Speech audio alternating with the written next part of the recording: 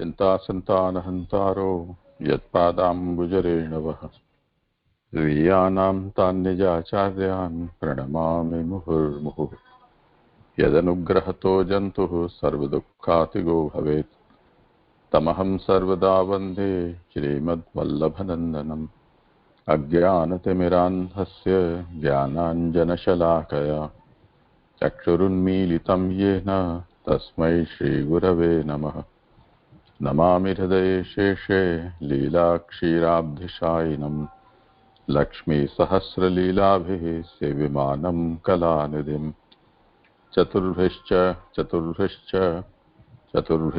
त्रिभिस्तथा षड्भिर्विराजते योऽसौ पञ्चधा हृदये मम। करें आरंभ।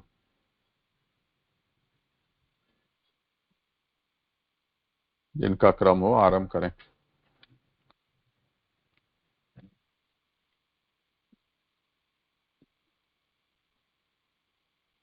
आज किसका है क्रम?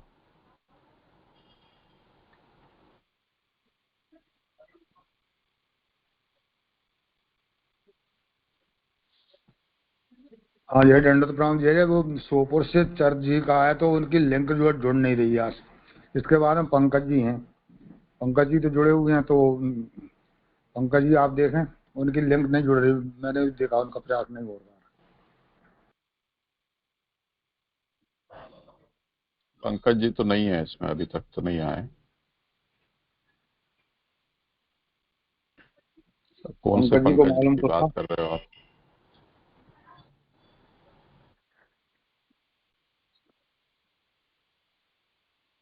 जब फिर आप आज्ञा करो तो फिर मैं देखूं क्या। हेलो। हाँ हाँ, कल हमने 7 श्लोक तक देखा था।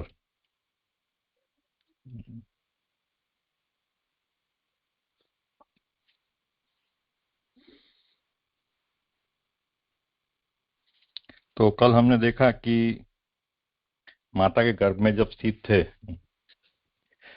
परीक्षित जी, तब उन्होंने जो परम पुरुष को देखा तो उसका भी उनके रूप का वर्णन किया जा रहा है अभी आज।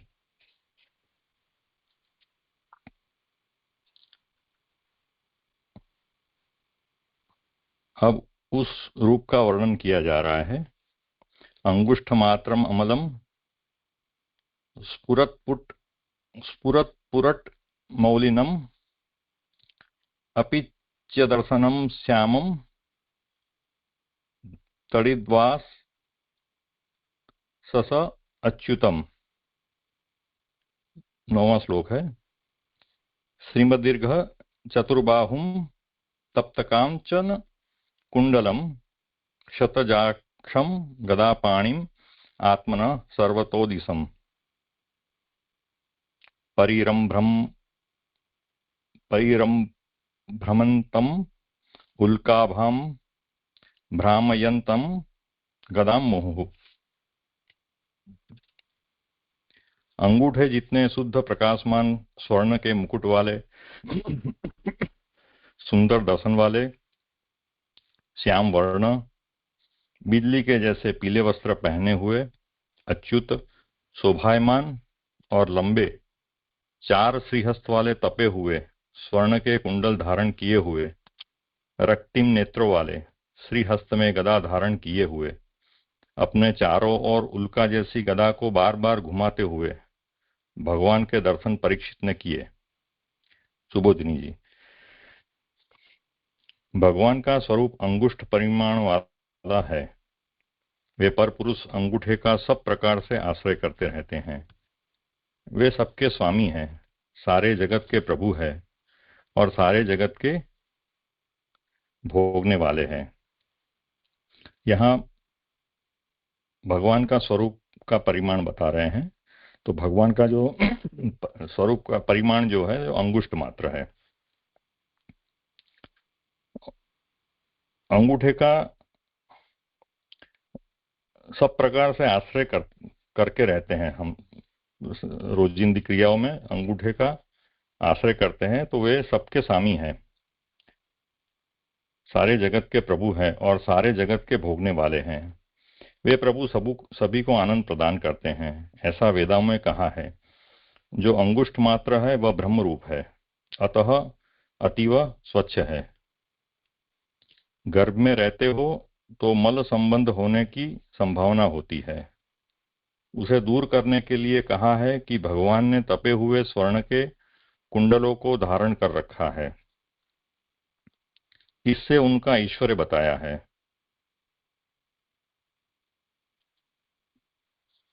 तो गर्भ में जैसे भगवान रहे हैं उनके साथ, तो गर्भ तो मल संबंधी है, तो वो संभावना को दूर करने के लिए यहाँ भगवान ने जो है वो कुंडल धारण किए हैं तपे हुए, तो उससे वो मल संबंधी जो होने की संभावना है वो दूर हो जाती है।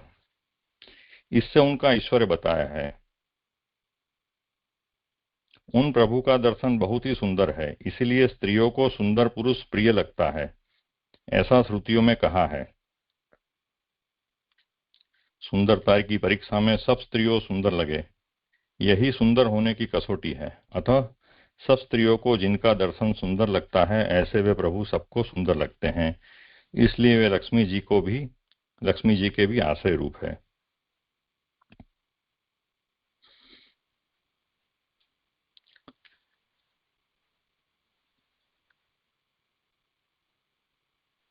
वैष्णव सिद्धांत से सिद्ध भगवान का श्याम स्वरूप है, जिससे भक्तों के आश्रय रूप भगवान है, ऐसा बताया है।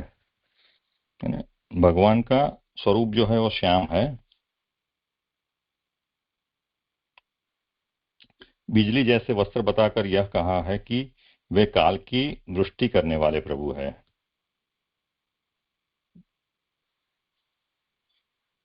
प्रभु अच्युत है, इसलिए परिभ्रमण करते हैं, फिर भी समस्त देश से संबंध वाले हैं, अथवा शंख और चक्रादि के साथ हैं, जिससे उनकी रक्षा करने की सामर्थ्य प्रकट होती है। जी यहाँ थोड़ी तैयारी नहीं की है, अचानक ही आ गया तो मैं शायद उतना नहीं कर पा रहा हूँ, तो क्षमा करिए। या और कोई इसमें कुछ हो तो।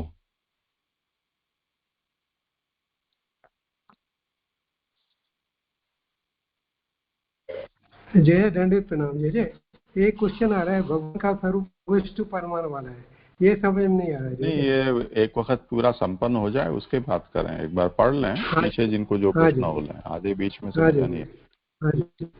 नहीं अगर तैयारी नहीं हो मैं कर लूँ आगे। जी भगवान के चार, आप कर रहे हो क्या? नहीं आप करिए, आपका टर्न है, आप करिए, नहीं तो मैं कर लूँ। जी भगवान के चार श्रीहस्त लंबे और शोभायमान है। सूक्ष्म स्वरूप में आकार भली प्रकार स्पष्ट नहीं होता, ऐसी किसी की शंका हो, इसलिए भगवान की लंबी चार भुजाएं हैं यह कहा है। यानी किसी को ये संशय हो कि इतना सूक्ष्म स्वरूप में आकार कैसे स्पष्ट हुआ उनको, तो बोलते हैं ऐसी शंका नहीं करने की। इसके लिए वो शंका को निरस्त करने के लिए भगवान की लंबी लंबी चार भुजाएं हैं, ये बताकर वो शंका को निरस्त कर रहे। उन्हें घुटनों तक लंबी भुजाओं वाला बताया है। चारों पुरुषार्थ देने के लिए चार भुजाओं से दर्शन दिए हैं। यानी भगवान इनको धर्म अर्थ काम मोक्ष चारों पुरुषार्थ देना चाहते हैं, इसीलिए उन्होंने चतुर्भुज स्वरूप से दर्शन दिए हैं। चारों पुरुषार्थों को देने आदि की क्रिया गति तक बताई है। यहाँ मुझे ऐसा लग रहा है कि उनकी गति रहेगी तब तक उनको चारों पुरुषार्थ देने की जो क्रिया है वो चलती रहेगी, ऐसा लग रहा है। यही बात बताने के लिए श्रीहस्त की लंबाई के विषय में कहा है। क्रिया और गति लक्ष्मी जी के साथ हो तभी कार्य की सिद्धि होती है। ये समझ नहीं आ रहा है। यह बताने के लिए श्रीमद दीर्घ चतुर्बाहु लक्ष्मी जी युक्त चार लंबे हाथ वाले कहा है, जिससे वे लोक तथा परलोक के फलों को प्रदान करने वाले हैं, यह सूचित किया है। तपे हुए स्वर्ण के रंग वाले दो कुंडल हैं, अर्थात सांख्य और योग ही दो कुंडल है। एक सांख्य है और दूसरा योग है, दो जो कुंडल पहने हैं उनकी उपमा यहाँ दे रहे हैं। अतः सब विद्या को प्रदान करने वाली स्थिति उस स्वरूप में विद्यमान है। तपे हुए स्वर्ण की उपमा देने का अभिप्राय यह है कि क्लेश से ताप होता है और उसे ज्ञान की प्राप्ति होती है।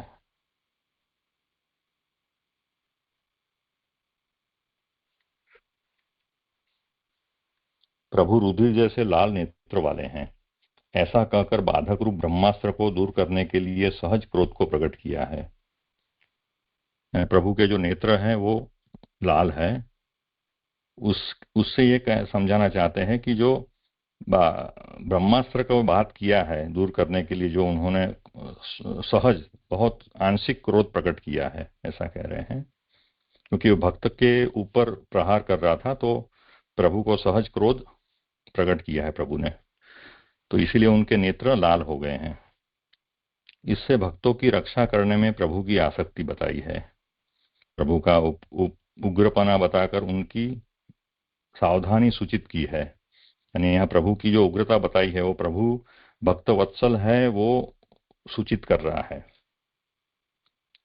भगवान के श्रीहस्त में गदा है। 12वें स्कंद में कहा है कि मन की शक्ति, इंद्रियों की शक्ति और शरीर की शक्ति युक्त मुख्य तत्व रूप गदा को भगवान ने धारण किया है। तो यहाँ जो गदा है उसकी जो सरखामणी कर रहे हैं वो किससे कर रहे हैं, तो कोई मन की शक्ति, इंद्रियों की शक्ति और शरीर की शक्ति वो गदा के रूप में है और इसीलिए भगवान ने वो धारण की है। वह गदा असन्य प्राणयुक्त है, आसन्य प्राणयुक्त है, यह सिद्ध किया है। आसन्य प्राणयुक्त समझ में नहीं आया, इससे प्राण जाने का भय का अभाव बताया है। यानी अभी भगवान ने जो ये गदा धारण की है इससे बता रहे हैं कि अभी उनकी प्राण की रक्षा अवश्य होने वाली है। इसमें कोई कुतर्क नहीं है कि भाई कुछ और होगा। वायु में तेज की उत्पत्ति होने से तेज का लय वायु में होता है।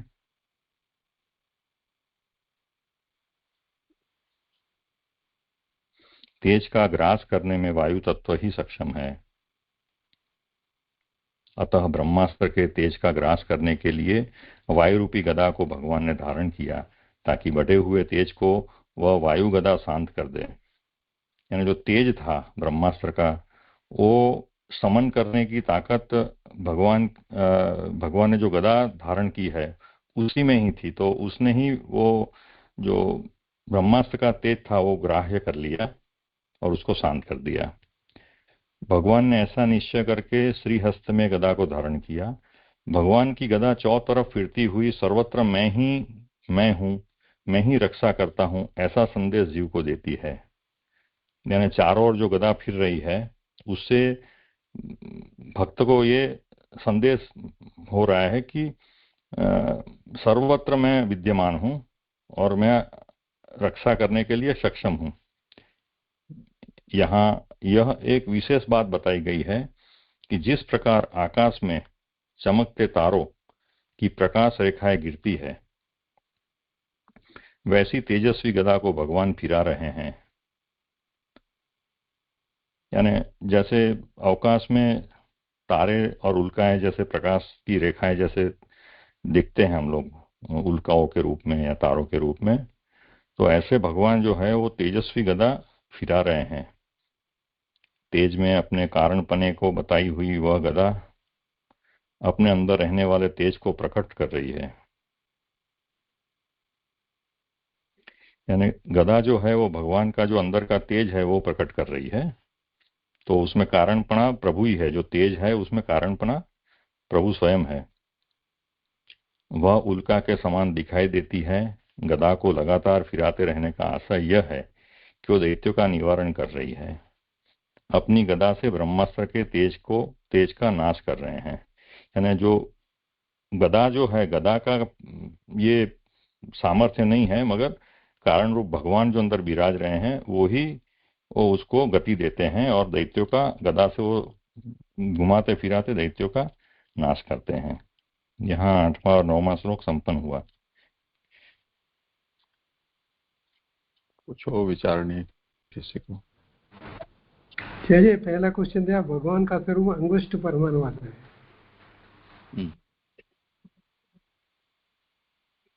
उसमें प्रश्न क्या है?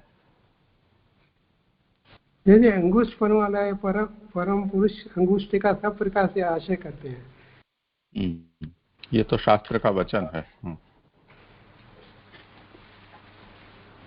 अंगुष्ठ मात्र पुरुषो अंगुष्ठंच समाश्रितः ईशः सर्वस्य जगतः प्रभु प्रीणाति विश्वभोग, ऐसा महानारायण उपनिषद का ये वचन है, उसे बता रहे हैं।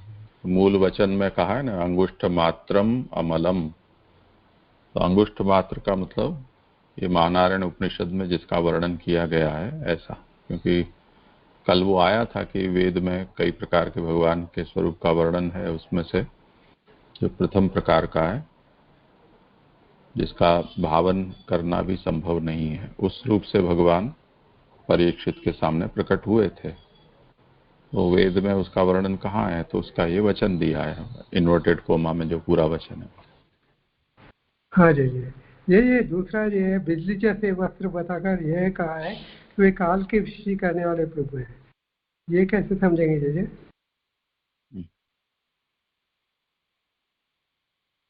किसी को करना हो समाधान तो?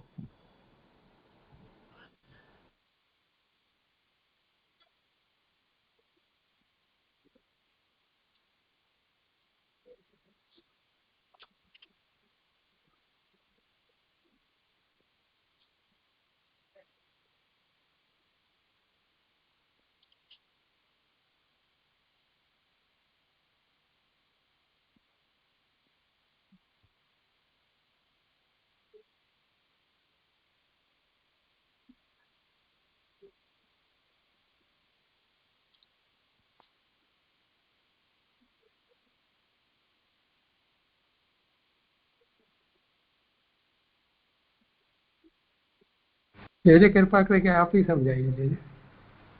हाँ देख लेंगे, और किसी को नहीं कहना है तो कर लेंगे।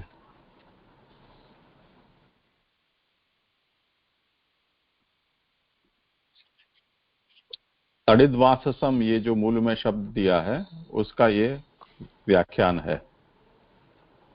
ये तड़ित का मतलब होता है आकाश में जो बिजली चमकती है। तो स्थिर विद्युत निभ वस्त्रम, अब वो तड़ित वासस होती है वो दो, एक तो एक ये होती है कि बिजली कौंध के और फिर गायब हो जाती है, और एक ऐसी होती है जो लगातार चलती रहती है। तो उसे यहाँ समझा रहे हैं कि स्थिर विद्युत निभ वस्त्रम अनेन पूर्व विशेषण सहितेन सर्व काम वर्षकत्वम सूचितम। एक तो ये श्यामम अपीच्य दर्शनम स्फुरत पुरट मौलिनम और तड़िद्वाससम, ये इतने विशेषण यहाँ जो अंगुष्ठ मात्र भगवान दर्शन दे रहे हैं उनके लिए प्रयुक्त किए हैं। तो इन सब विशेषणों से सहित, यानी ऐसे ऐसे गुणों वाले, ऐसे ऐसे स्वरूप वाले भगवान हैं। तो सर्व काम वर्षकत्वम सूचितम, तो जैसे बिजली होती है वो वर्षा होने कर हो, उस समय बिजली होती है, तो बिजली जो का होना वर्षा का सूचक होता है। वो यहाँ भी प्रभु ऐसे बिजली के, कौन सी हुई बिजली है उसके प्रकार के जैसे आपके वस्त्र दर्शन दे रहे हैं, उससे ये प्रतीत होता है कि भगवान भी यहाँ सभी मनोकामनाओं को वर्षा की तरह पूर्ण करने की इच्छा रखते हैं।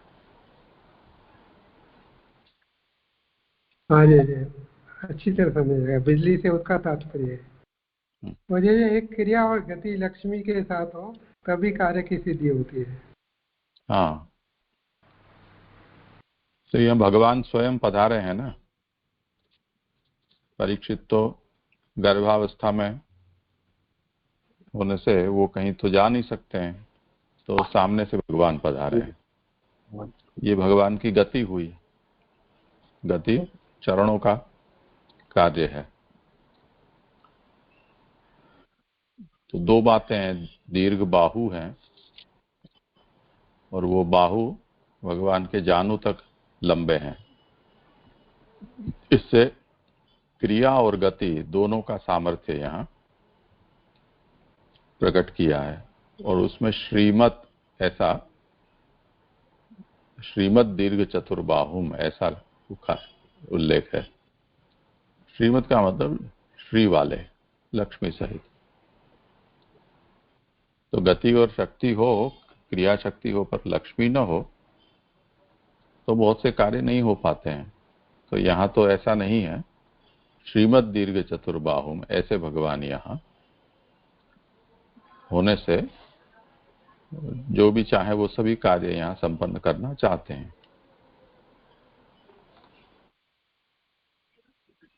और जैसे यहाँ पे कुंडलों की उपमा दो बार दी गई है। एक बार कुंडलों को उनका ऐश्वर्य बताया गया है और दूसरी बार उनको सांख्य और योग है, दो कुंडल जो उनके हैं वो।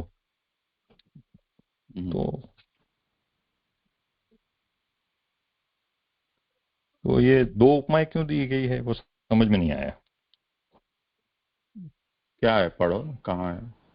हाँ, जैसे ऊपर पेज नंबर 90 में पहले पैराग्राफ में जो है ना, उसमें पहले 5वीं लाइन में है कि भगवान ने तपे हुए स्वर्ण के कुंडलों को धारण कर रखा है, इससे उनका ईश्वर बताया है।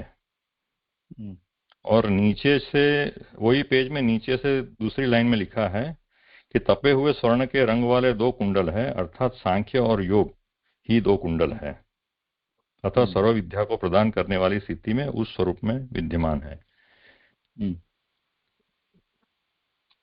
यहाँ विद्या प्रदान करने वाली स्थिति है और ऊपर ऐश्वर्य बताया है, वो समझ में नहीं आया। दो कुंडल में सांख्य योग का जो संख्या का जो संगति है वो सांख्य योग की है, और तप्त कांचनता जो है वो ऐश्वर्य सूचक है। जी जी जी जी जी धन्यवाद, प्रणाम जी जी। जी जी, यहाँ से यानी दूसरे पैराग्राफ में यहाँ प्रभु के सुंदरता का वर्णन आ रहा है जी। तो वहाँ पे यानी 2 लाइन में ऐसे समझा रहे हैं कि अतः सब स्त्रियों को जिनका दर्शन सुंदर लगता है, ऐसे वे प्रभु सबको सुंदर लगते हैं, इसलिए वे लक्ष्मी जी के भी आश्रय रूप हैं। तो जी ये थोड़ा समझना था कि इसलिए वे लक्ष्मी जी के भी, अभी प्रभु जी हमारे आश्रय रूप तो प्रभु है इसलिए वे आश्रय रूप है, लेकिन यहाँ पे जो वो सुंदरता को लेकर ऐसा जो समझा रहे हैं कि इसलिए वे लक्ष्मी जी के आश्रय रूप है, ये वो समझना था। उससे पहले जरा ये सुधार लो, ये जो पंकज का प्रश्न था उसमें तपे हुए स्वर्ण के कुंडलों को धारण कर रखा है, वो कुंडल की बात नहीं है, मुकुट की बात है। क्योंकि ये स्फुरत पुरट मौलिनम उसका व्याख्यान है ये। तो स्फुरत पुरट मौलिनम उसमें दाहोत्तीर्ण सुवर्ण मुकुट युक्तम अनेन ऐश्वर्यम ज्ञापितम। तो कुंडल की जगह वहां मुकुट कर देना चाहिए। हाँ, अब आप फिर से जरा कर लो प्रश्न।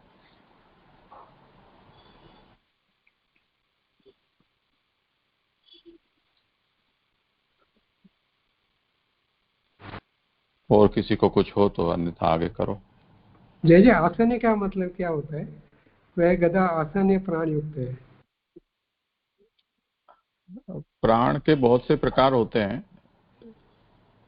पंचविध प्राण होते हैं, दशविध प्राण होते हैं।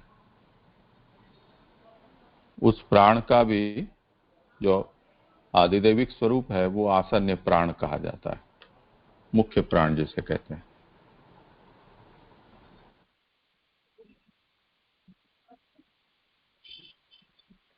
समझा दिया। दंडित प्रणाम जी जी। प्रणाम जी जी। 90 करो कल्पेश। जी जी जी, वही मेरा प्रश्न था कि अपना जो जो अपने दूसरे पैराग्राफ में जो आता है जैसे कि प्रभु के यानी सुंदरता का जहाँ पे वर्णन किया है, और जो वहाँ पे ऐसा आ रहा है कि इसलिए वे लक्ष्मी जी के भी आश्रय रूप हैं। तो ये सुंदरता को लेके इसलिए जो कहा जैसे वो थोड़ा समझना था, क्योंकि प्रभु हमारे आश्रय रूप इसलिए है कि वे प्रभु है ना। सुंदर हो, सुंदर तो है ही, लेकिन सो यहाँ पे सुंदरता को मुख्य रख के जो आश्रय रूप कहा जैसे वो थोड़ा समझना था। समुद्र मंथन से लक्ष्मी जी प्रकट हुए तो उन्होंने सभी देव दानव वहां थे, कामदेव भी था और इंद्र वगैरह भी थे, फिर भी उन्होंने भगवान का वर्ण किया था। तो स्त्रियों की दृष्टि जो है वो जो बाहरी हमारा परिवेश होता है, दिखावा है, उसकी परीक्षा में और ज्यादा सूक्ष्म होती है, ये बताया है यहाँ। तो लक्ष्मी जी ने भगवान को पसंद किया और उनके आश्रित वो हुई। तो ये सुंदरता का संदर्भ है ना। तो अपीच्य दर्शनम, उसकी ये व्याख्या है। अपीच्य का मतलब होता है प्रिय, स्त्रियों को जो प्रिय लगे ऐसा जो है उसको अपीच्य कहा जाता है श्रुति में। तो लक्ष्मी जी ने भगवान को पसंद किया, तो भगवान लक्ष्मी जी के आश्रय हुए। और भगवान श्याम जी वर्ण जी है, वैष्णव सिद्धांत सिद्धम, ये वैष्णव परंपरा में इस बात को बताया गया है। तो उससे भगवान भक्त के भी आश्रय हैं।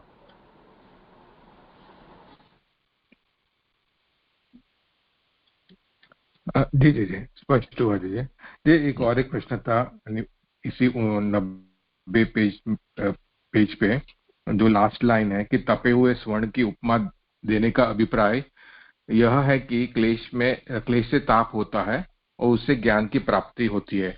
ये चीजें यानी ये अपने परीक्षित जी के लिए लेना है ना, कि ये जो तपे हुए जो स्वर्ण है उससे यानी परीक्षित जी को यानी क्लेश होगा और उससे उनको ज्ञान की प्राप्ति होगी, ऐसे चीजें समझना है।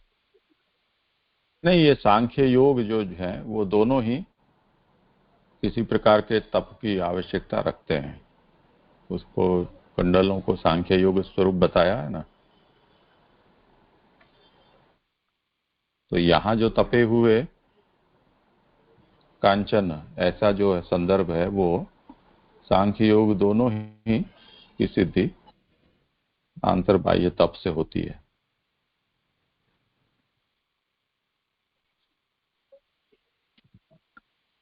जी जी जी, स्पष्ट हुआ जी। धन्यवाद, प्रणाम। जी जी दंडवत प्रणाम। जी जी 19 नंबर के पेज में जो ऊपर से 7वीं लाइन है कि घर में रहते हो तो मल संबंध होने की संभावना होती है, उसे दूर करने के लिए कहा है कि भगवान ने तपे हुए सवर्ण के कुंडलों को धारण कर रखा है, उससे इनका ऐश्वर्य बताया है। तो जी जी ये जो कुंडल और ये मल संबंध संभावना, ये दोनों को कंपेयर क्यों किया है वो समझ में नहीं आया। जी जी कैसे रिलेशन होता है दोनों में?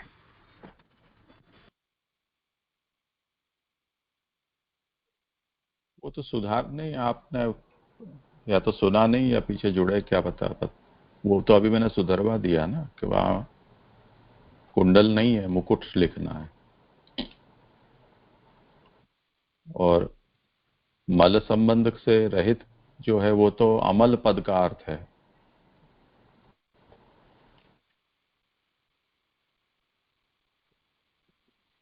वो बदल गया विषय। जी जी जी दंडवत प्रणाम।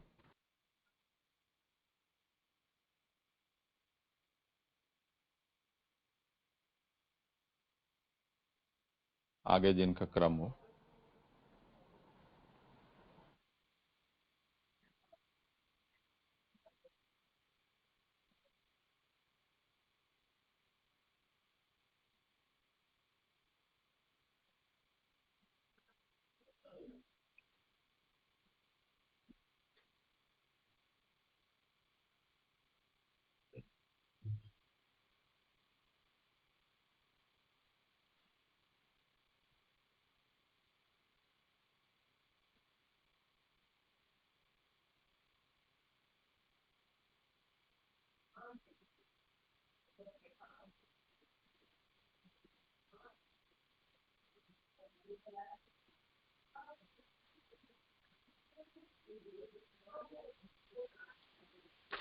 हाँ जी 10वें श्लोक की उत्थानिका। इससे अधिक और क्या कहा जा सकता है। अस्त्र तेज स्वगदया निहारमीव गोपति विद्मन्तं सन्निकर्षे पर्येक्षतः इत्यसौ। जिस प्रकार सूर्य ओस को नष्ट कर देता है, उसी प्रकार अपनी गदा द्वारा वे प्रभु ब्रह्मास्त्र के तेज को दूर कर रहे थे। ऐसे उन भगवान को ये कौन है, इस प्रकार वे परीक्षित चारों ओर देखने लगे। अपनी गदा से भगवान ब्रह्मास्त्र के तेज का नाश कर रहे हैं, इसलिए कि उस गर्भ के जन्म तक ब्रह्मास्त्र रहे तो गर्भ के बाहर निकलने पर वो अशुभ और मलयुक्त होने से दैत्य का बल बढ़ जाए अथवा उसको जलाकर ही नष्ट कर दे। अतः अपने ही स्वरूप से नाश करते हैं। अग्नि की तरह नाश करने पर भी उसका अंशरूप भस्म तो रह ही जाए, अतः वह भस्म भी न रहे, इस कारण स्वरूप से उसको नाश करते हैं। यानी यहाँ बता रहे हैं कि जो भगवान की गदा का जो ब्रह्मास्त्र का जो तेज था, वो गदा से वो निरस्त हो गया। आगे हमने देखा ना, तो वो अगर गर्भ स्त्राव तक अगर ब्रह्मास्त्र रहता तो घर बाहर तब क्या अस्त्र की रहने से, अंदर रहने से वो अशुभ माना जाता है। मलयुक्त होने से दैत्य का बल बढ़ जाता है और उससे क्या होता है कि वो नाश हो जाता है। तो वो बचाने के लिए जो है ब्रह्मास्त्र जन्म तक नहीं रहा।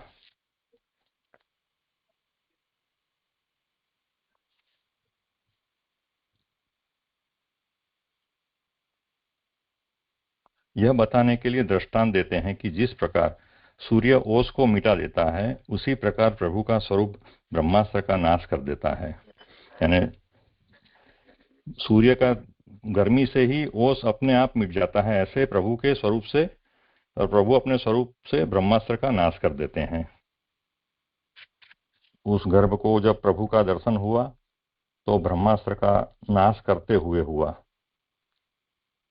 गर्भ में जो परीक्षित जी थे, उनको जो प्रभु का दर्शन हुआ तो ब्रह्मास्त्र का नाश करते हुए प्रभु का दर्शन हुआ। वे अत्यंत निकट है, यह कहकर उन पर स्नेह बताया है। यानी वो इतने सन्निकष्ट थे, इतने निकट थे कि उन पर स्नेह बताया है। ये बताकर इतने निकट थे उनसे, बिल्कुल पास में दर्शन करते हुए कि ये कौन है, ऐसी जानने की इच्छा परीक्षित को हुई। उन्हें समझने के लिए परीक्षा की और यह विचार पूर्वक जान दिया कि ये सदैव रहने वाले हैं और वही मेरे अनुभव में आ रहे हैं। यानी अभी उनको दर्शन होने के बाद जानने की इच्छा हुई परीक्षित को, और उनको ये विचार हुआ कि ये मेरे पास ही रहेंगे, और वो उनके अनुभव में आने लगे।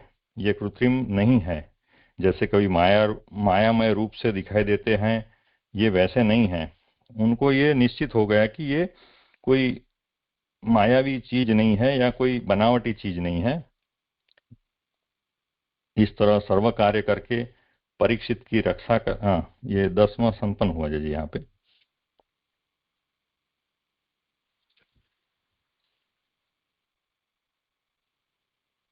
करो बोले आगे। 11 उत्थानिका। इस तरह सब कार्य करके परीक्षित की रक्षा करने में भगवान का जो अभिप्राय था, उसके सिद्ध हो जाने पर मध्य में उनके द्वारा राज्य आदि का भोग सिद्ध करने के लिए वे अंतर्ध्यान हो गए, ऐसा कहा जा रहा है। अभी परीक्षित की रक्षा का जो कार्य था वो सिद्ध हो गया, और अभी उसके बाद जो परीक्षित को राज्य आदि का भोग करना था, इसीलिए प्रभु अंतर्ध्यान हो गए, ऐसे यहाँ कहा जा रहा है। विदुय तद अमेयात्मा भगवान धर्म विभु मिशतो दशमास्यस्य तत्रैवांतर दधेर हरि हरि। जिनका स्वरूप सीमाओं में नहीं आ सकता, ऐसी धर्म की रक्षा करने में समर्थ भगवान ने ब्रह्मास्त्र के तेज को नष्ट कर दिया तथा 10 महीने तक गर्भ द्वारा दर्शन किए जाते हुए वहां ही स्वयं में अंतर्हित हो गए। कारण यह कि प्रभु भक्त के दुखों को दूर करने वाले हैं। सुबोधिनी जी, उस ब्रह्मास्त्र के तेज को नष्ट करके भगवान अंतर ध्यान हो गए। तब परीक्षित ने किस लिए उन्हें नहीं रोके रखा? ऐसा कोई कहे तो उसका समाधान है कि जब भगवान का स्वरूप मन को भी पकड़ में नहीं आ सकता तो उसे कौन रोक रख सकता है? अर्थात कोई भी नहीं रोक सकता, ये प्राकृत नहीं है, यह बताने के लिए भगवान शब्द का प्रयोग किया है। यहाँ मूल में जो भगवान शब्द का प्रयोग किया गया है उसको समझाते हैं कि ब्रह्मास्त्र के तेज को नष्ट करने के बाद भगवान अंतर ध्यान हो गए, तो परीक्षित ने उनको रोक क्यों नहीं रखा? तो कहते हैं कि भगवान का स्वरूप जो है वो मन को भी मन की पकड़ में भी नहीं आ सकता, तो उसको एक गर्भस्थ शिशु कैसे रोक सकता है?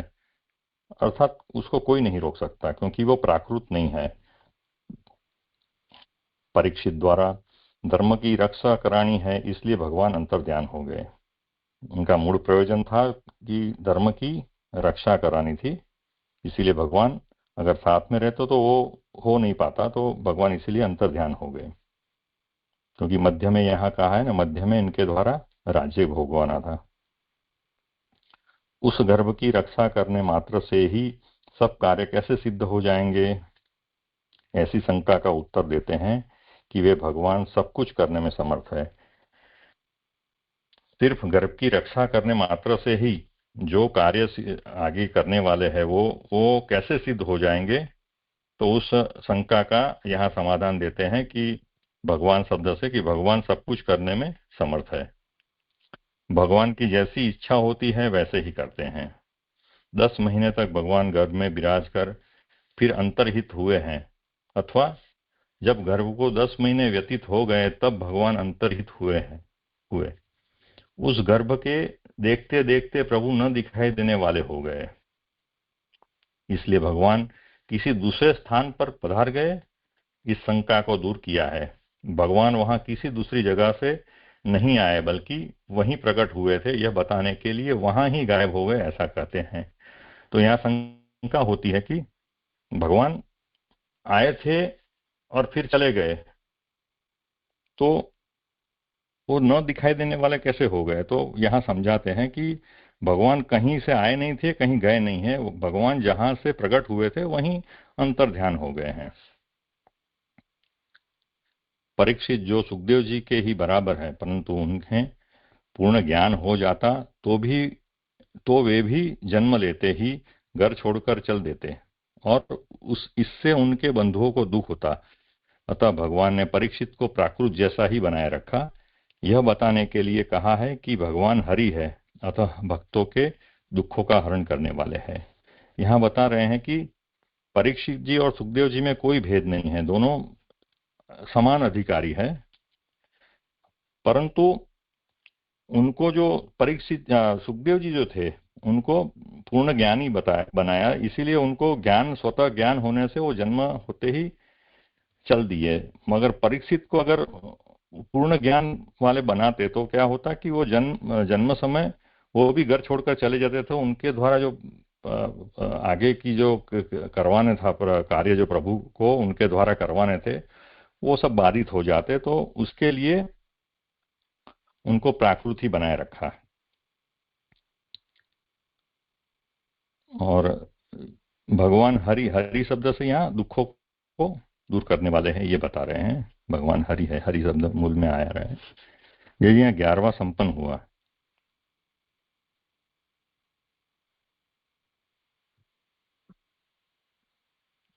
जी जी जी जी।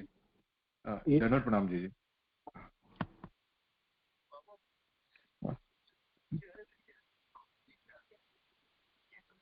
हाँ बोलो, आप बोलो। हाँ धन्यवाद प्रणाम जी जी जी। यहाँ पे जो आ रहा है कि प्रभु 10 महीने तक गर्भ में विराजे, तो ये जी ब्रह्मास्त्र के तेज को नष्ट करने में 10 महीने लगे, या फिर ब्रह्मास्त्र के तेज को नष्ट करने के बाद प्रभु गर्भ की रक्षा के लिए वहां 10 महीने विराजे? ये क्या समझना जी इसमें?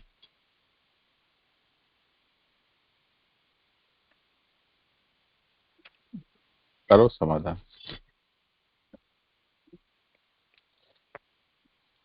भगवान, मुझे ऐसा लग रहा है यहाँ जो बताया ना शब्द, यहाँ जो समझा है ना, भगवान कहीं से प्रकट भी नहीं हुए, कहीं गए भी नहीं है। तो उससे ही समझना है कि भगवान सब जगह पे अवेलेबल है, यानी है, नित्य है सब जगह पे। तो आना जाना था ही नहीं, भगवान वहीं थे और वहीं वहीं रहे हैं।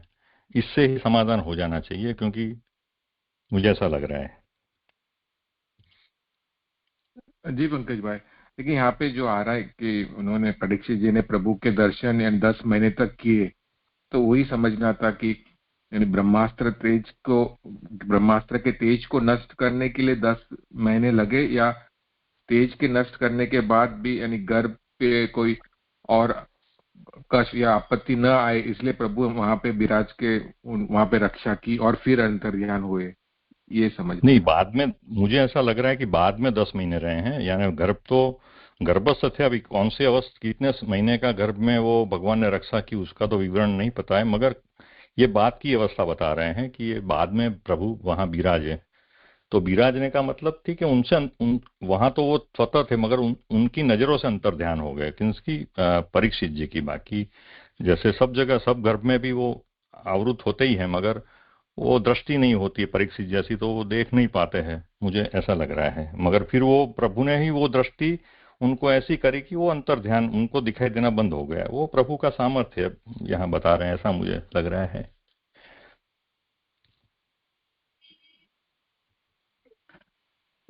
नहीं, ये समझ में आता है कि यानी प्रभु सब जगह पे उपस्थित हैं, और जब चाहे प्रभु तब यानी प्रकट हो या अंतर्ध्यान हो। ये मुझे सिर्फ 10 महीने का जो बताया है ना, वो ही थोड़ा समझना था। मूल में ये कहा है ना, मिशतो दशमासस्य तत्रैवांतर्दधे हरि। उसी को महाप्रभु यहाँ समझा रहे हैं कि 10 मास पर्यंतम स्थित्वा पश्चात अंतर्हितः, यानी 10 मास पर्यंत भगवान परीक्षित को दर्शन देते हुए गर्भ में ही विराजे। उसका तात्पर्य यह है कि जब 10 मास का गर्भ हो गया तब अंतर्ध्यान हुए।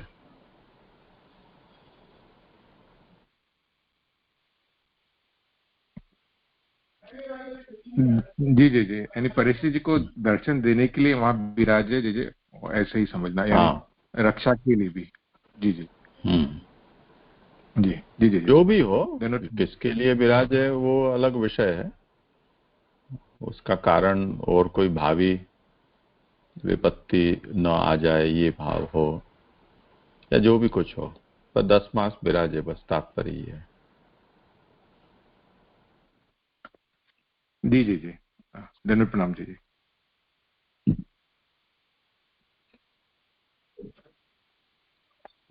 जी यहाँ पे जो परीक्षित तो सुखदेव जी के ही बराबर है। तो आगे बात तो ये कि भी पूर्ण ज्ञान आवाज कट जा रही है, तो समझ में नहीं आ रहा है क्या बोल रहे हैं। बात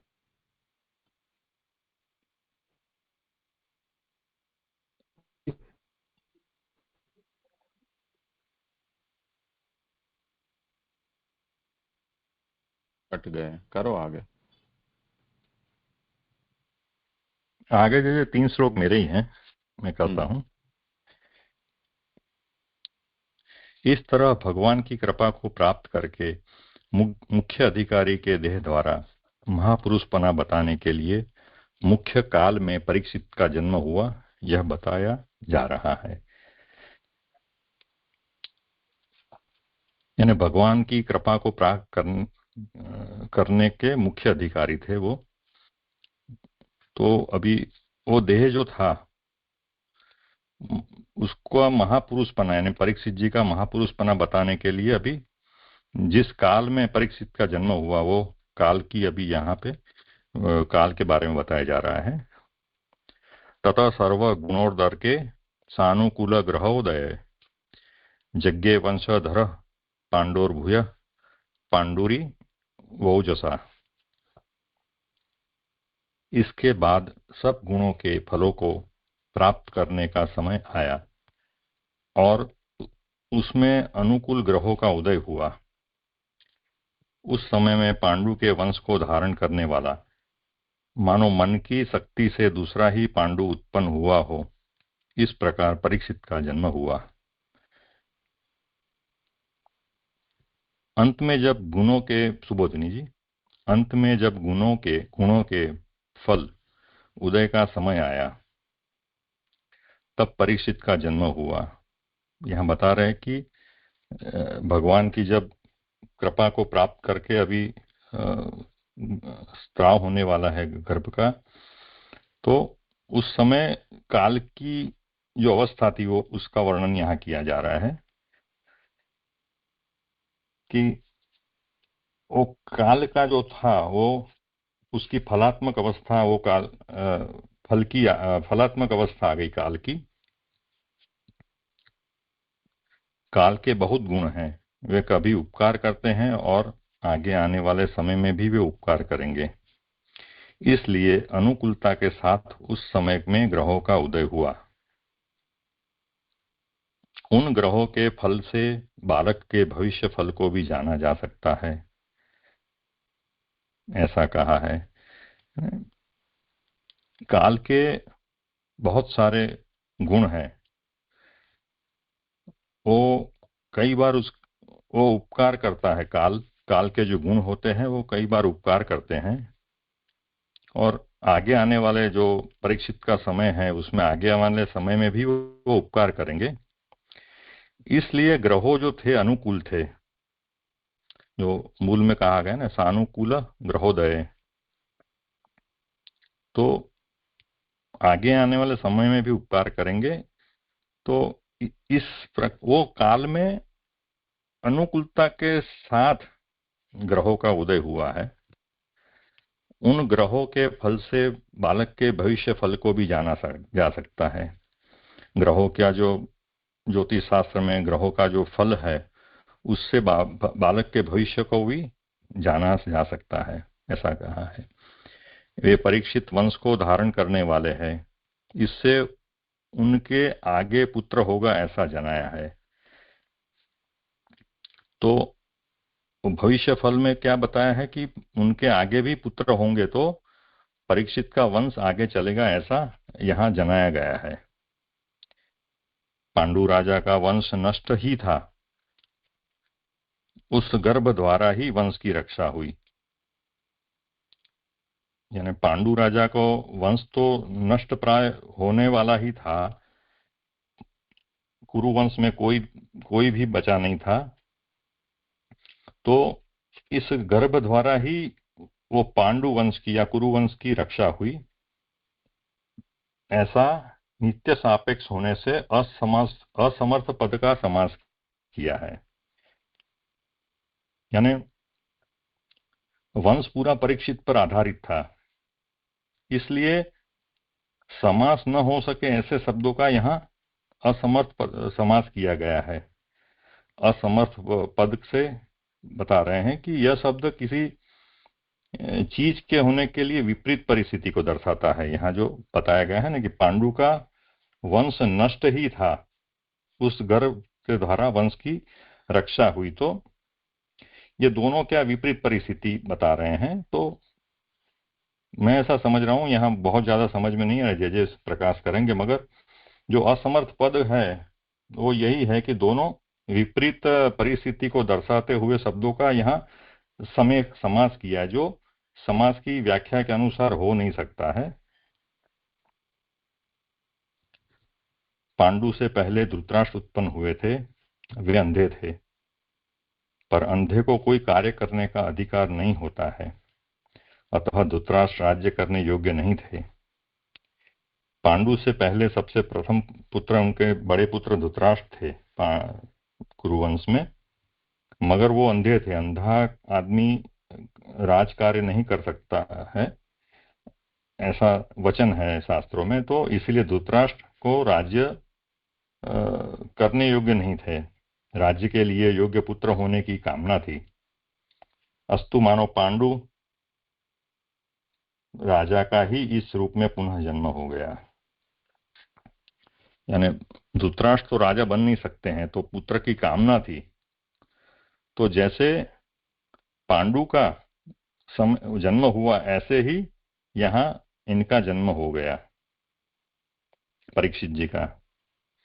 पांडवों का भगवान के साथ जाना भी जरूरी था, अतः पृथ्वी पर राजा होना चाहिए, इसलिए परीक्षित का जन्म हुआ।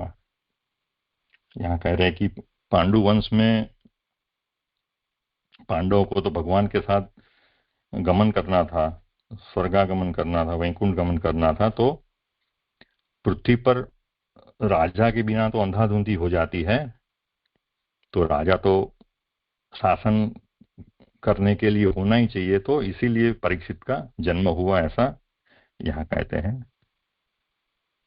जिस प्रकार का ओज बल पांडु राजा का था, वैसे ही परीक्षित में है। जैसा पांडु में जो था, पांडु राजा में जो शक्तियां थी, ऐसे ही शक्तियां ओज बल परीक्षित में है। यहाँ 12वां संपन्न हुआ।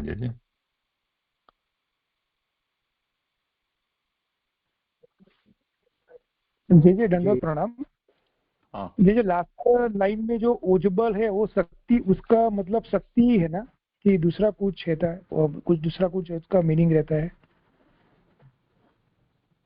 हाँ, करो समाधान।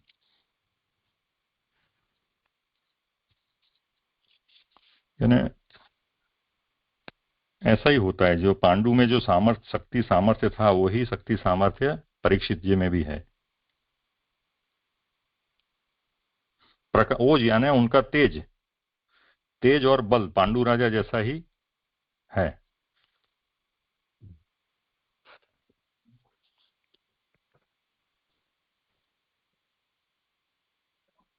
जी, यानी ऐसा समझना कि जैसे परीक्षित का जैसे आगे आया कि उनको इतना गर्भ में भी उनको इतना ज्ञानी और ऐसे आगे का जो जन्म था उसका भी ज्ञान लेके उन्होंने रखा था, ऐसे ही पांडु राजा का भी वही स्वरूप था, ऐसे ही समझना, ऐसा ज्ञानी और सुखदेव जी के बराबर ऐसे। हाँ, मगर वो ज्ञान कुछ समय, यानी वो समय पे स्फुट नहीं रखा था ठाकुर जी ने। उनका वो ज्ञान जो था वो सुसुप्त अवस्था में रखा था, ताकि वो, इसीलिए वो भाग नहीं जाए। वो जैसे जन्म होते ही सुखदेव जी तो क्या निकल गए ना, तो आगे के श्लोक में वही तो आया कि भाई उसमें इसीलिए उनको वो ज्ञान वो नहीं हुआ। हाँ, यानी पांडु राजा को भी ऐसा ही था, उनका भी स्वरूप ऐसा था, ऐसा समझना है।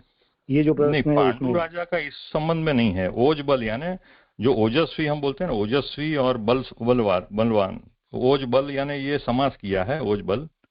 तो ओजस्वी और बलवान दोनों का समास करके ओज बल पांडु राजा का था। यानी इसने ओजस्वी थे और शक्तिशाली थे। बस इतना ही यहाँ तो समझ में आ रहा है। उससे पांडु के ज्ञान के बारे में तो कोई आगे कोई कथा सुनी नहीं है कि पांडु महाज्ञानी थे। ऐसा कुछ तो महाभारत में भी बहुत ज्यादा प्रकाश में नहीं आया। फिर जैसे समझाएंगे।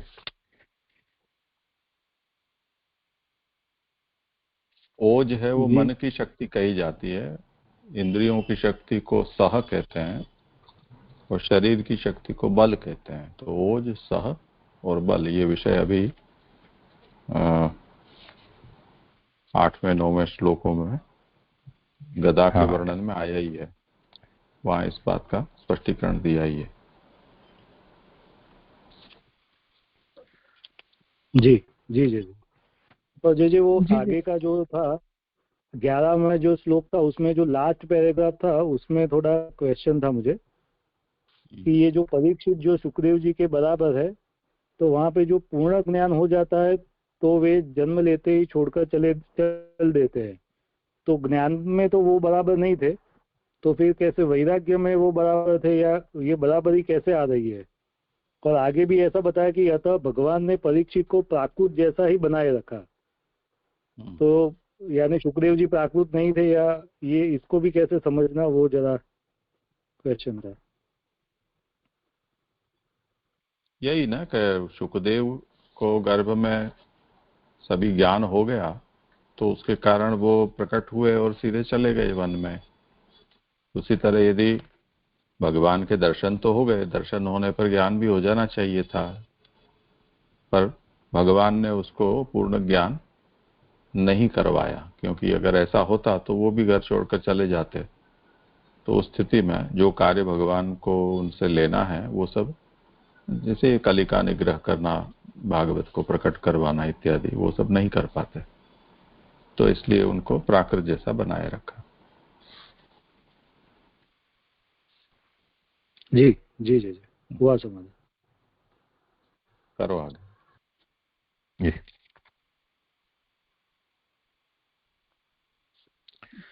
श्लोक नंबर 13 उत्थानी का। जन्म हो जाने पर उससे संबंधित प्रासंगिक कार्य को कहते हैं। तस्य प्रीतमना राजा विप्रैर्धौम्य कृपादिभिः जातकं कारयामास वाचयित्वा च मंगलम। प्रसन्न मन हुए राजा युधिष्ठिर ने धौम्य और कृपाचार्य आदि ब्राह्मणों से मंगल सूचक स्वस्ति वाचन कराते हुए परीक्षित का जात कर्म संस्कार करवाया। सुबोधिनी। यद्यपि गर्भ संबंध से अथवा बीज संबंध से बालक में कोई पाप नहीं है, तद्यपि जातक के निमित्त से बालक का संस्कार किया जाना चाहिए। इस पक्ष का आश्रय करके 48 संस्कारों का निरूपण करने के अंतर्गत जात कर्म संस्कार भी आ जाता है, उसका निरूपण किया है। यहाँ कह रहे हैं कि परीक्षित जो गर्भ संबंधी जो या बीज संबंधी कोई बालक में पाप नहीं था। जो परीक्षित का जो गर्भ था वो भी शुद्ध था, और उनका बीज भी जो था उस दृष्टि से भी उनमें कोई भक्त का बीज था, तो उनमें कोई पाप नहीं है। तद्यपि जातक के निमित्त से बालक का संस्कार किया जाना चाहिए, यानी जात कर्म जो नैमित्तिक कर्म है उस दृष्टि से बालक का संस्कार किया जाना चाहिए। इस पक्ष का आश्रय करके 48 संस्कारों का निरूपण करने के अंतर्गत जात कर्म संस्कार भी आ जाता है, उसका निरूपण किया जाता है। राजा युधिष्ठिर का पट्टाभिषेक हुआ है, अतः वे स्वयं इस कर्म को नहीं कर सके, इसलिए ब्राह्मणों के द्वारा कर्म करवाया। राजा युधिष्ठिर का राज्याभिषेक हुआ है, तो वो स्वयं तो इस कर्म को नहीं कर सकते हैं, इसलिए उन्होंने ब्राह्मणों के द्वारा यह कर्म करवाया। धौम्य ऋषि पांडवों के पुरोहित है और कृपाचार्य परंपरा से राजकुल में सम्मानित है। धौम्य जो ऋषि है वो पांडवों के पुरोहित है और कृपाचार्य राजकुल में सम्मानित है। इसी प्रकार कई ब्राह्मणों ने बालक परीक्षित का जात कर्म संस्कार कराया। उस संस्कार में पुण्य वाचन भी किया गया। जैसे यहाँ शोक संपन्न हुआ।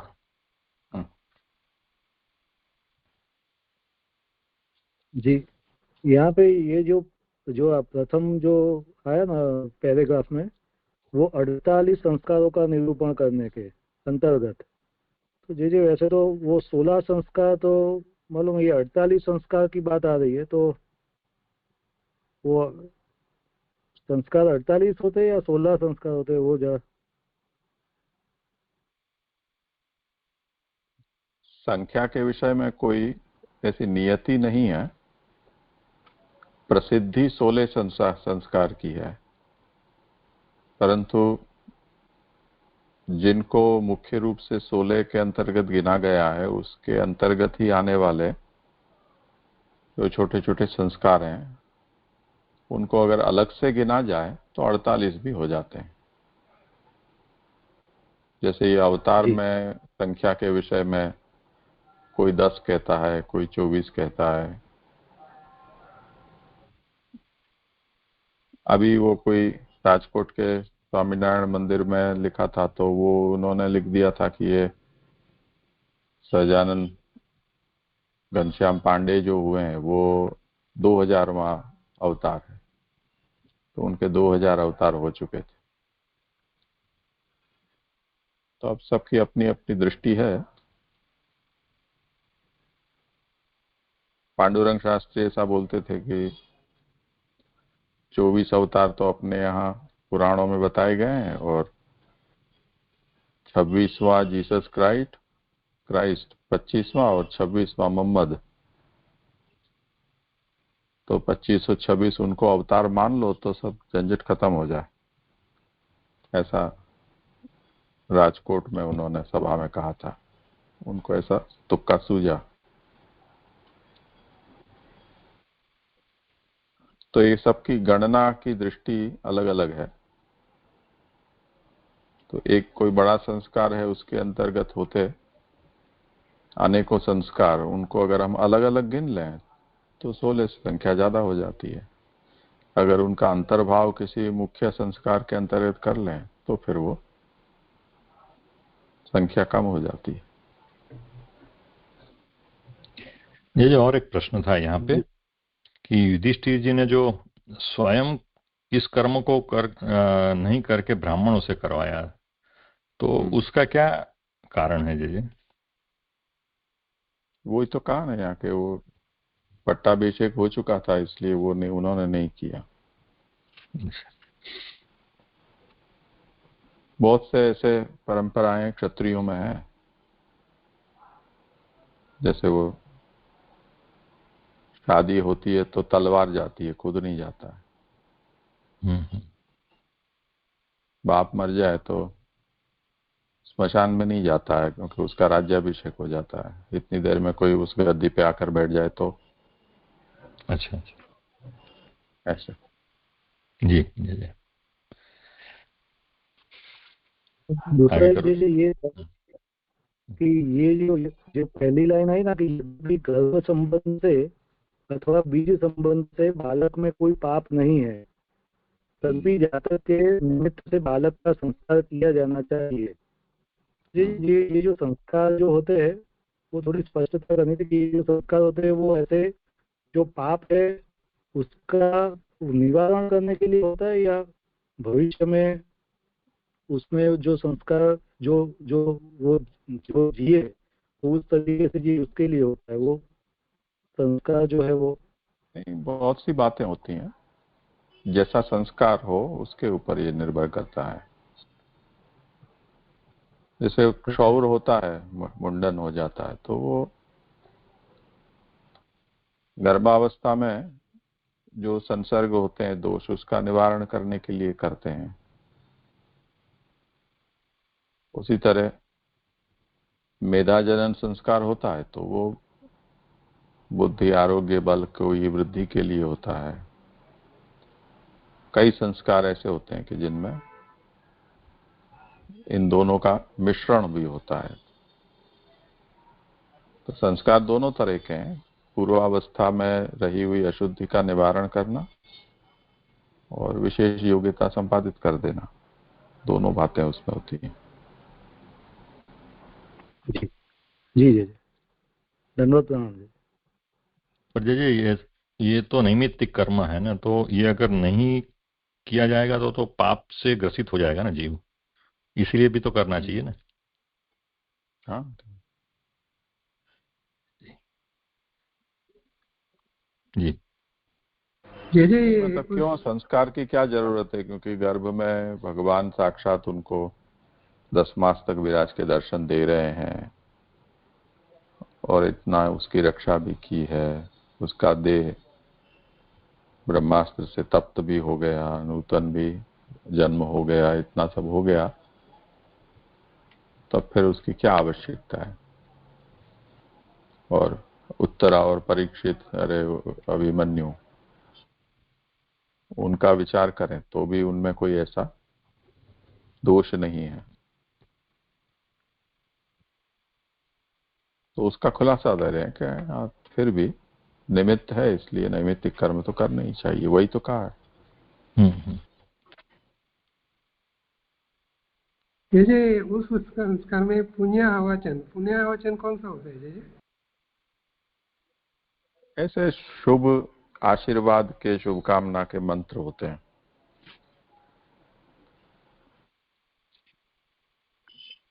हाँ जी जी, सभी संस्कार के अंत में ऐसे मंगल सूक्तों का पाठ होता है, अक्षत डाल के, और सब लोग आशीर्वाद देते हैं उनको।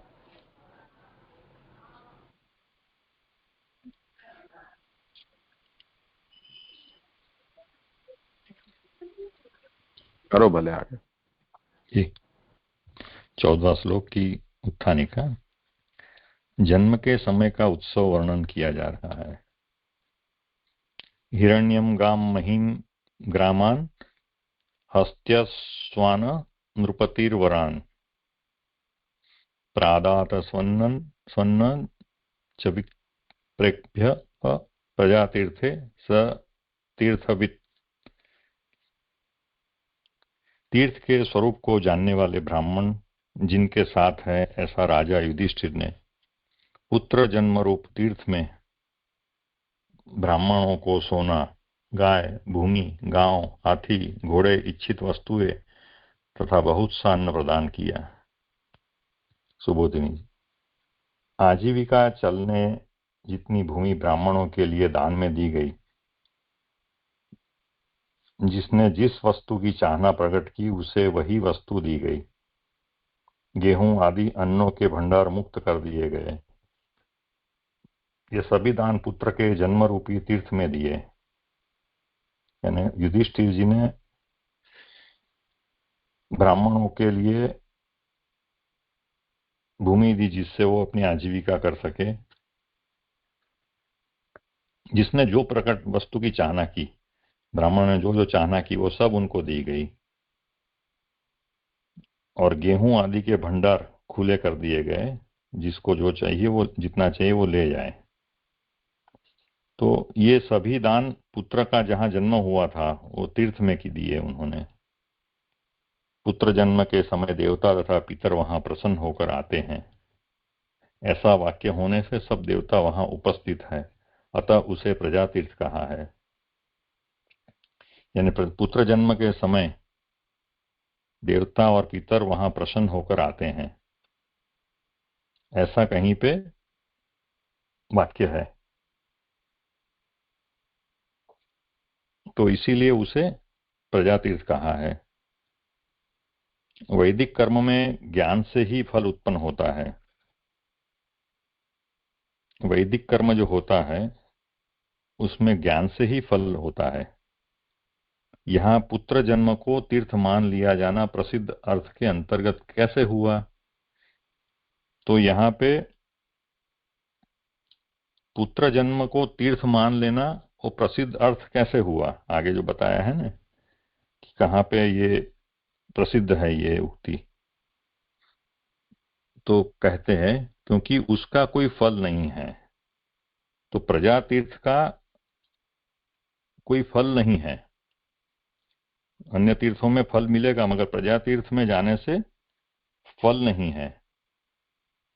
इस शंका के समाधान में कहते हैं कि तीर्थ के स्वरूप को जानने वाले ब्राह्मण उनके साथ थे, अतः उनके अनुसार राजा युधिष्ठिर ने सब कार्य संपन्न किए। यानी वो तीर्थ है, वो जानने वाले ब्राह्मण उनके साथ थे। तो वो ऐसे ब्राह्मण जो वो तीर्थ रूप जानते थे वो जन्म स्थान को, तो ऐसे ब्राह्मणों के द्वारा युधिष्ठिर जी ने ये पूरा कार्य संपन्न करवाया। यहाँ 14वां श्लोक से संपन्न हुआ।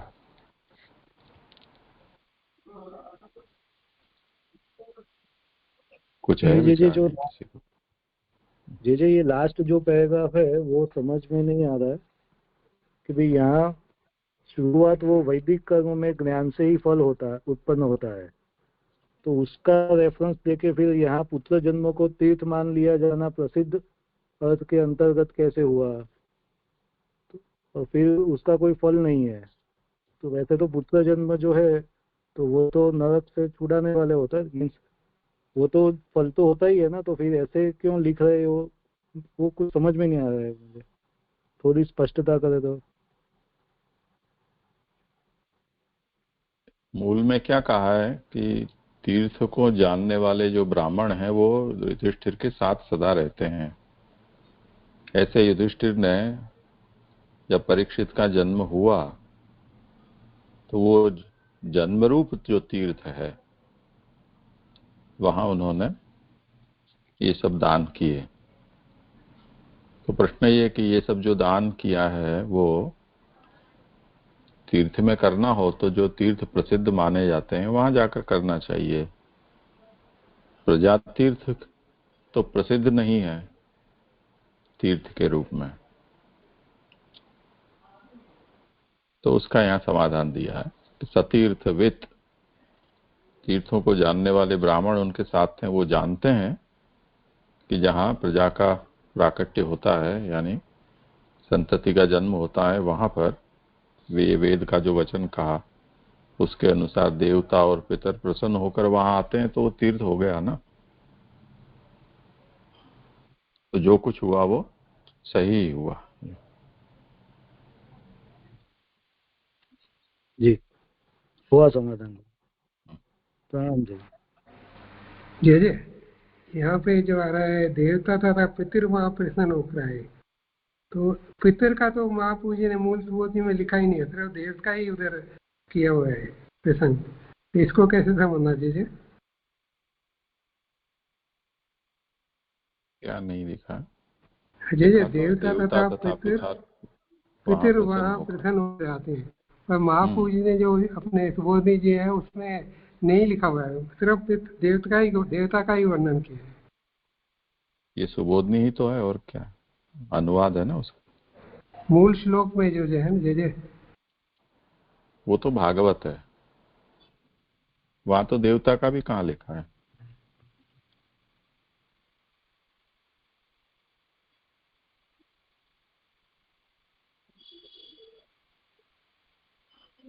ये तो प्रजा तीर्थ शब्द जो है उसका परिचय महाप्रभु ने ये श्रुति वचन से दिया है। पितर भी वहां आते हैं प्रसन्न होके, ऐसा लेना चाहिए। लिखा ही है यहाँ पर, देवाश्च पितरश्च इहा गच्छत सुप्रतिष्ठिता वरदा भवत, ये श्रुति का वचन है, इसीलिए इसको प्रजा तीर्थ कहा जाता है जहाँ जन्म होता है।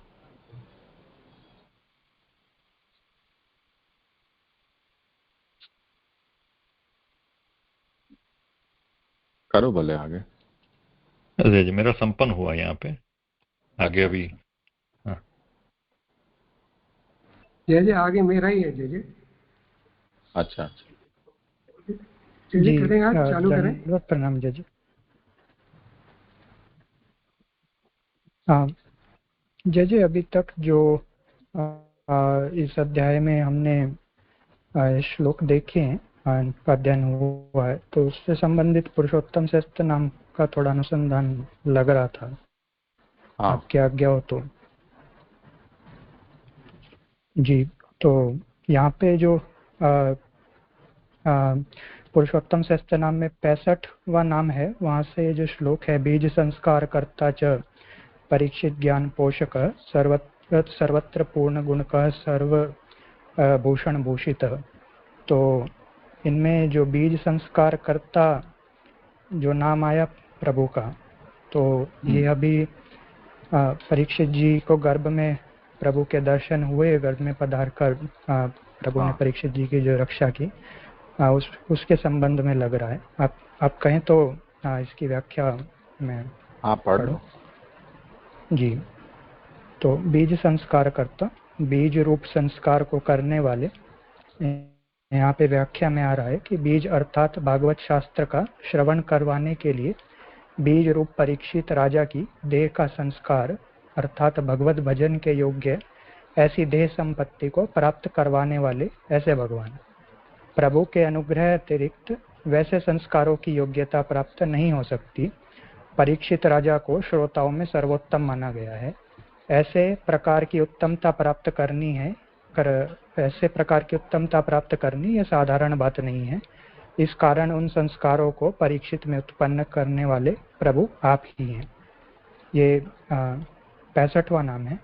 इसके बाद में 66वां नाम परीक्षित ज्ञान पोषक है, परीक्षित के ज्ञान का पोषण करने वाले। यहाँ पे व्याख्या में आ रहा है कि परीक्षित राजा को माता के गर्भ में जो अंगुष्ठ मात्र स्वरूप के भगवान ने दर्शन दिए थे, उस स्वरूप के ज्ञान का पोषण करने वाले और उस ज्ञान को न भूलने देने वाले। दूसरे लोगों का माता के गर्भ में से बाहर जब जन्म होता है, तब संसार की माया युक्त वायु द्वारा पूर्व संस्कारों के कारण उनका ज्ञान नष्ट हो जाता है। परंतु परीक्षित राजा को जो माता के गर्भ में ज्ञान उत्पन्न हुआ था, वह प्रभु की कृपा द्वारा हुए शुद्ध संस्कारों के कारण नाश को प्राप्त नहीं हुए। परमात्मा ने उसके उस ज्ञान को विस्मृत नहीं होने दिया। इस कारण परीक्षित के ज्ञान पोषण करने वाले ऐसे श्री कृष्ण ऐसा कहा। ये 66वां नाम था। इसके बाद में 67वां नाम जो सर्वत्र पूर्ण गुण का आया, वहाँ पे उसका अर्थ है सर्वत्र पूर्ण ऐश्वर्य आदि गुणों वाले। इसके व्याख्या में आ रहा है कि सबको समस्त स्थानों में अर्थात अंतर बाहर इत्यादि सब स्थानों में जिसकी पूर्णता किसी भी समय खंडित न हो, वैसे ऐश्वर्य आदि गुण जिसके प्रकाशमान हैं, ऐसे प्रभु। परीक्षित राजा ने भगवान को माता के उदर में देखा था। उस समय भी आप अपने ऐश्वर्य आदि गुणों से संपन्न थे। इस कारण ही अत्र कहा जा रहा है कि बाहर और अंदर सब स्थानों में अर्थात चराचर विश्व में भी जिसके अखिल दिव्य गुण शोभायमान हैं, ऐश्वर्य आदि गुण किसी भी अवस्था में सर्वत्र जिसके शोभ न पाते हों, ऐसा ईश्वर बिना और कोई नहीं हो सकता। ये भी अभी हमने आज के ही अध्ययन में देखा कि प्रभु की जो सर्वत्र विद्यमानता है वो किस प्रकार से उपस्थित है पिछले कुछ श्लोकों में। ये 67वां नाम था। और इस पुरुषोत्तम सहस्त्र नाम के श्लोक में जो अंतिम नाम है 68वां नाम सर्वभूषण भूषित, अर्थ सर्वभूषणों से भूषित। इसकी व्याख्या में आ रहा है कि अनेक मुकुट कुंडल इत्यादि श्रृंगारों से सुशोभित आप प्रभु हैं। इस स्कंद में प्रभु का वर्णन करते हैं कि स्फुरत पुरट मौलिनम तप्त कांचन कुंडलम, स्फुरणायमान सुवर्ण में मुकुट को धारण करने वाले तपाए हुए कुंदन के समान कुंडलों द्वारा कमनीय लगते श्री कृष्ण का अभिवंदन करता हूँ। इत्यादि रमणीय भूषणों से भूषित भगवान का स्वरूप स्पष्ट दिखाने में आया है। ये भी हमने आज के श्लोकों में पढ़ा। जैसे ये समझ में आया कि इनको विचार कर सके संगति में। जी जी आगे मेरा ही क्रम है और उसमें ये भी आ रहा है 69 जो है सर्वलक्षण दाता, सर्वलक्षण को देने वाले। परीक्षित राजा को इक्ष्वाकु, ध्रुव, मानदंता इत्यादि प्रसिद्ध राजाओं के प्रजापालन रूप ज्ञान, भक्ति इत्यादि प्रसिद्ध लक्षण गुणगान देने वाले आप प्रभु ही हैं। आपकी कृपा दृष्टि की वृष्टि होने से परीक्षित राजा को वैसे ही सारे गुण लक्षण प्राप्त हुए, अतः सर्व लक्षणों का देने वाला प्रभु का आ गया है। ये आएगा यहाँ पे। अच्छा किया, कल लेंगे इसको। जैसे आगे कल से ले चालू करें, आज ही चालू करें? हाँ कल कर लेंगे। हाँ जी, दंडित प्रणाम जी।